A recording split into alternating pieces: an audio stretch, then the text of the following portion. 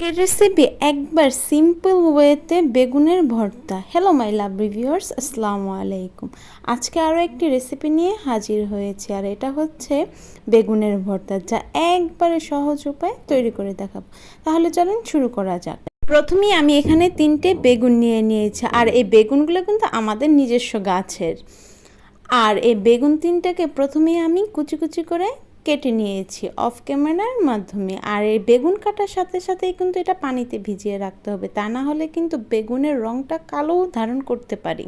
তার জন্য সাথে সাথে বেগুনটাকে পানির মধ্যে দিয়ে দেবো, অ্যান্ড এটাকে ধুয়ে সাইডে রেখে দেবো। একটি ফ্রাই প্যানের মধ্যে পর্যাপ্ত পরিমাণ তেল দিয়ে এখানে আমি বেগুনগুলোকে দিয়ে দেব।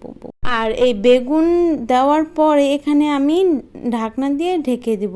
আর এই পর্যায়ে দিয়ে দেব স্বাদ মতো লবণ, মানে অল্প পরিমাণে লবণ, যাতে ভাজাটা তাড়াতাড়ি হয়ে যায়। আর লবণ দেওয়ার উপকারিতা হচ্ছে এটাকে বেগুনটাকে নরম করতে সাহায্য, মানে ভাজাটা তাড়াতাড়ি করতে সাহায্য করবে। লবণ দেওয়ার ফলে এই বেগুনটাও তাড়াতাড়ি ভাজা হয়ে যাবে। আর বেগুনটাকে ভাজার সময় খেয়াল রাখতে হবে চুলার আঁচ যেন মিডিয়াম টু লো আঁচে থাকে, মানে হাই হিটে দিলে কিন্তু এটা পুড়ে যাবে আর ভাজাটাও তেমন হবে না, মানে পরবর্তীতে ভর্তা করার সময় এটা ভালো লাগবে না। তার জন্য মিডিয়াম টু লো আঁচ দিয়ে এটাকে আমি বেশ ভাজা ভাজা করে নেব। আর ভাজা হওয়ার এ পর্যায়ে এক সাইডে আমি কয়েকটা শুকনো মরিচ ভেজে নেব বেগুনের ভর্তার জন্য। এটাকে নেড়ে চেড়ে ভাজা হয়ে গেলে এটাকে আমি চুলা থেকে নামিয়ে নেব, আর ঠান্ডা হওয়ার জন্য বেশ কিছুক্ষণ অপেক্ষা করব। আর তেলটাকে ঝরিয়ে আমি বেগুন, শুকনো মরিচ, কাঁচা পেঁয়াজ কুচি, ধনিয়া পাতা কুচি এটাকে কিন্তু নিয়েছি। আর যেহেতু আমি বেগুনের মধ্যে লবণ দিয়েছি, তার জন্য আমি মরিচ গুঁড়ো করার জন্য হালকা পরিমাণে একটু লবণ নেব। আর এটাকে আমি ভালো করে মিহি করে পিষে পেঁয়াজ ও ধনিয়া পাতার সাথে মেখে নেব।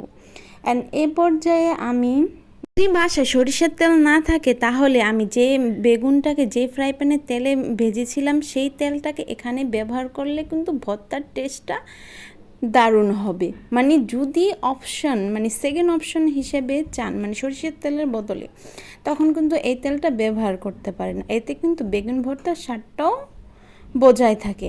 আর দেখেন আমার বেগুন ভর্তা কিন্তু তৈরি। আজকের রেসিপি একেবারে সিম্পল ওয়েতে মজাদার স্বাদের বেগুন ভর্তা। আর এই ভর্তাটা কে কে করে খেয়েছেন অবশ্যই কমেন্ট বক্সে জানিয়ে যাবেন। আজকের ভিডিও এই পর্যন্ত। সবাই ভালো থাকবেন, সুস্থ থাকবেন। আল্লাহ হাফেজ।